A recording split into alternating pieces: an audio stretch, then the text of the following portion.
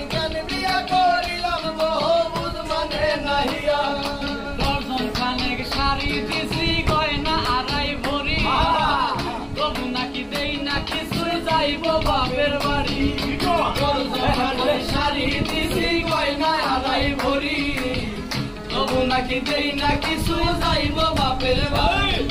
কয়দিন পরে বসতে হইব ভাঙা থালা নিয়া রে বুঝ মানে নাহিয়া কয়দিন পরে বসতে হইব ভাঙা থালা নিয়া রে বুঝ মানে নাহিয়া আমি কেন বিয়া করিলাম গো বুঝ মানে নাহিয়া